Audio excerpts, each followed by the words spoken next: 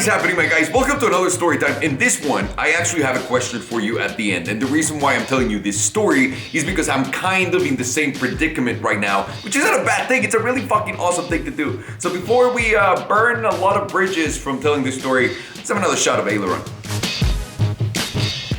So it all started, I want to say about 5 years ago. That was exactly when the She Run was announced. And all of my friends and I decided we're going to go to the Geneva Car Show for a couple of things. Number one, we want to go there because we want to shoot another episode of Banging Gears, which is a show that we had started at that time, and it was really exciting. And number two, we want to go because a few of us are going to buy a few cars there. So let's fucking go. That was the whole plan. 12, 13 of us went out there, but 10 of us had an idea already. So number one, this is the first thing that I fucked up. I'm going with friends that have so much money that literally $1 million disappearing from their bank account would never fucking matter. Never. And that is a huge problem. And I'm gonna tell you guys why. Because immediately the first problem is probably the guy with the most money is the one who books everything. And we were all like, oh, thank you. You're so nice, dude. This is awesome. High five. Great. And then I get an email from the travel agent like, hey, Alejandro, get ready for your experience. It's gonna be beautiful. You're staying at this hotel. Sends me pictures of my room. And somehow probably at that point I thought, dude, got it made. Clearly someone's paying for this. And then bam, I get the fucking bill on the next email. By the way, I forgot to tell you. Obviously, you don't want to look like an asshole in front of your friend and everybody else that's going and paying for the same fucking rooms. So I was like, yeah, it's not a big deal. But it was 7,000 euros. That's $10,000, okay? Just for the hotel alone. I was like, fuck, okay. Whatever. It's not a big deal. My ass was a little sore, but I can live with it. So let's go to Geneva. Obviously, we had to book first class tickets, which were $15,000 just to go there. I was like, no problem. No problem. We're fucking making a great video, and we're gonna have a great time, and we're gonna buy some cars. It's not a big deal. We get to Geneva, and it's night one. We all go out to have dinner. We had a great time, and we decide, you know what? Tomorrow we gotta shoot early in the morning. So let's go back to the hotel. There's a bar down there. Let's have a drink. It'll be super simple. By the way, here's a warning for those of you who might have not noticed that already in their lives. Whenever someone goes, let's just have one drink real quick, it doesn't end there because we're all a bunch of degenerates, sadly. So we decided, fuck it, let's go to the bar downstairs. So we go to the fucking bar downstairs. And number one of us gets into a fight with the guy at the bar. And the guy at the bar's like, you can't come in your shoes. And my friend was wearing sneakers. And my friend that was denied has too much fucking money. Let's just say a disgusting amount of money. So you can only imagine this guy fucking gets pissed off and starts fighting with the security guard. Everything starts on the wrong foot. Again, we're guests at that hotel. The same place that has a bar underneath. It's called the Cheetah Bar. I can't remember the name of the hotel, but the bar was the Cheetah Bar, I believe. And it was so fucking awesome. So finally, my friend gets into this altercation with the guy, tells him to go motherfuck himself, and the guy actually goes, and they let us in. So they let us in, and I'm walking in, and you know, you start recognizing faces from the show, people you know in the car, in the street. You're walking in, vibing to the song, fucking feeling like you're John Travolta before everybody knew that, you know, he does what he does. And I'm walking in like feeling it. And instantly the first thing that I see, and remember, this was 5 years ago when the whole influencer thing, we're content creators, nobody understood us at that point. Meaning, at least in the car world, nobody really understood. So I walk in, I spot a friend of mine that works at a car company. He actually owns a car company, and he goes, Ale, come here. So I go, yo, dude, what's up? What's going on? It's so good to see you here, brother. He's already drunk. I'm already there. And he goes, bro, why don't you come sit with us? And I look at where he's sitting, and there's like 10 beautiful women there. And I'm like, no, I'm good. Thank you so much. But he's like, oh, well, why are you not gonna come and sit with us? I was like, no, I don't think so. He goes, why not? And I go, because I'm married. There's all this conflict of interest. And he goes, so what? No one's asking you to sleep with them. And I go, no, bro. If someone, and this is so douchey. And I go, no, bro, what if someone comes in? Because obviously I'm not gonna do anything, but what if someone comes in and takes a picture of me in the middle of like that couch with everyone? I'm not gonna fucking do that. And the second he goes, no, who the fuck would take a picture with you? There's a random guy that has like a Russian accent that walks by, he goes, oh my God, it's you. And I'm like, what? And again, this is a time when not a lot of people recognize us on the street. It's like, oh my God, it's you. And I just look at the guy, I'm like, what? And he goes, you're the salamandering guy. I'm like, oh yeah, that's me. And he goes, let's take pictures. So he immediately takes a picture next to me and that guy, and my friend goes, all right, fine, go have fun. So I was like, all right, we didn't get into trouble. This is great. I go back, we go dancing, all the boys, like we're there. 90% of them are sitting and pretending to be cool.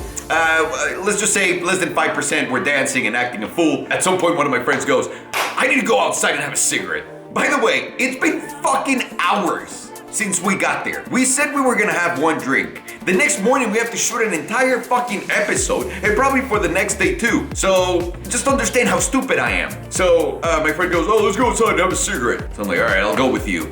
So I go outside with my friends, and it's 3 of us, right? And one of my friends is like this tall. The other one is super tall, but like super friendly. And then there's me. And the same Russian guy came over and was like, oh, it's you, Salomondrin again. And I'm like, yeah, what's going on? And my short friend gets into a fight with the Russian's tall friend. Like, this guy was like 6'6", and I'm looking at him, and my friend's like, yeah, fuck you, what are you doing? Blah, blah, blah. I don't know, I can't remember why they get into this fight, and I was like, great, I'm about to get fucking arrested in Geneva, because I'm Mexican, guys. I'm Mexican. Don't ask me why I have it embedded in my fucking DNA that if any of your boys gets into a fucking fight, you gotta jump in. Otherwise, you're a fucking cop-out. You can't do that shit. So as a Mexican guy, I already picture myself, all right, I'm gonna fucking punch him straight in the nuts first. Then I'm gonna take care of the guy who's like Salomondrin if he tries to do anything like this. So I'm already planning my fight before it happens. Obviously, in my mind, I'm Jason Bourne. In the reality, I would have got my ass kicked. So I'm thinking, I'm planning all of that shit. And finally, somehow, they go their separate ways. And I go, oh, fuck. Thank God. So we go back to the hotel that night, wake up the next day, and we go to the show. And now, this is a real fucking deal. This is a Geneva Auto Show. I don't care what anybody says. The Geneva Car Show, it's my favorite fucking show ever. The reveals are insane. And day one, we were there for one thing only, and that was the She Runs reveal. So immediately, this is Alejandro. I have like 40,000 followers already. I have a Pagani, you know, because I'm part of like this cool group. Like all of my friends, most of us, we have Paganis in that group. So that was really cool. So I'm feeling a little popular, and I feel like, you know, they're gonna let me in everywhere, because why not? So they unveiled the She Run in front of our eyes, and it's fucking incredible. It's everything that I always dreamed of and then some, right? Wow, insane. And then finally comes time, they're letting people in, they open the ropes, and all the Bugatti clients walk in. And by the way, this is when I found out that my friend was really rich and had that power, because as I try to walk in, immediately the Bugatti guy goes, no. And I go, but I can buy one, I'm here with my friends. And the guy goes, no, just me. And I'm like, oh, this is fucking great. Because the YouTube thing always works 2 ways. Either, come on in, please, let's do all the free publicity, or, ugh, this is disgusting. You're not a real person, fuck you. And that went the you're not a real person, fuck you way. And my friend looks at me and he goes, Ale, why are they not letting you in? And I go, I don't know. And my friend turns around and looks at the guy that's not letting me in. Didn't say a fucking thing. And the guy goes, and opens the fucking thing for me. And I go, all right, maybe he knows the guy at the door. And then I see him interacting with everyone, and I'm seeing like the heads of Bugatti just going, to my friend who already owns Bugattis. Let us be clear, but I've never seen anything like that. I was like, this is fucking crazy. We enjoy the She Run, whatnot, and then we go shoot like a bunch of shit for the show. That night, we had an appointment with Koenigsegg, because we said, let's go have dinner, let's talk about our plan and what we're gonna do. So we go out with the Koenigsegg team that night to a sushi place, which by the way, every single time you go to Geneva, the team Koenigsegg goes to this sushi restaurant, which is incredible. And they were very gracious. They had us all. And unfortunately for Koenigsegg, it's our group of people, which is like 12, 13 people. We're so fucking loud. So loud. We drink. We like to have fun. And then everybody else is on their glasses and like their briefcases and like being super stern.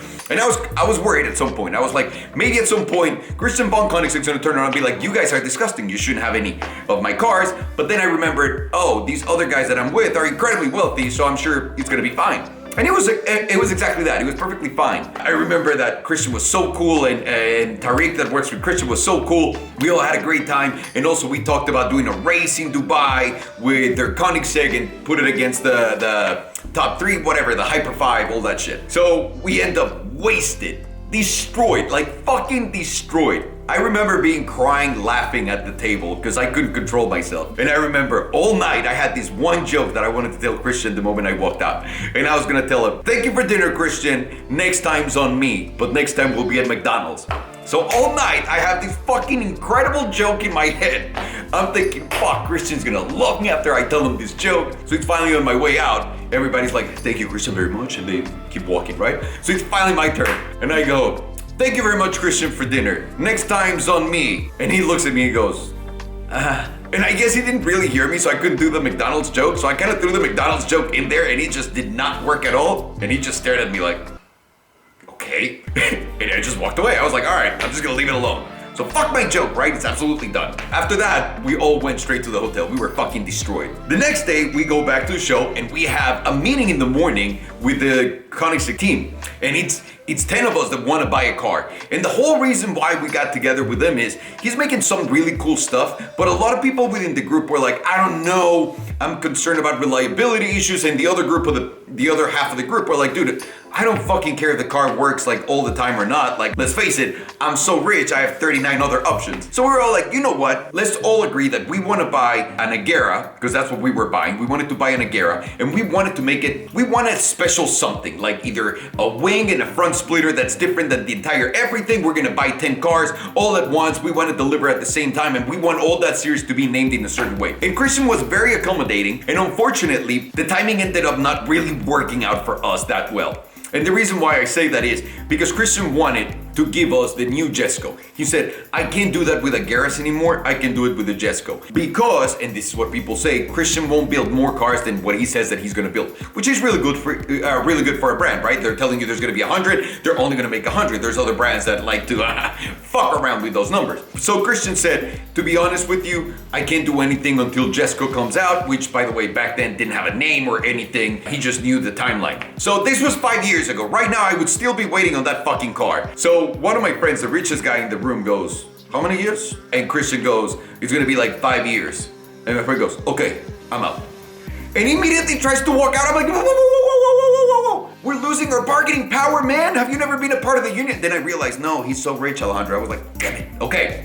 No, you're not going anywhere. Let's try to figure this out. We tried to figure it out, but we couldn't make it work because we're very impatient, and that's what happened. Now, from there, I want to tell you something. Another friend of mine just reached out, I want to say last week, and he reached out and said, dude, why don't we buy a car between the two of us that we can make like kind of like an off-brand of a brand already? And I said, I told him the Koenigsegg story with all the fucking around. And he said, look, I'm interested in doing this. I'll give you $1 million to $2 million. You put the same amount, we get 2 cars, and it's the same thing. Do you know anybody else that wants to do it? And I said, you know what? Let me call another friend of mine that was involved in this deal with the Koenigsegg. So I called my friend, and my friend goes, I'm willing to do it, but I don't want the car to be electric. So this is where we at right now. We have 3 people to make a fucking dope-ass car. And now we're at a point in technology where all these car platforms can actually be made and tailored to whatever you want. Like Rimac is doing it with Pininfarina, Rivian is doing it on his own, the Hispano Suiza car, like those guys are doing anything tailor-made for whoever.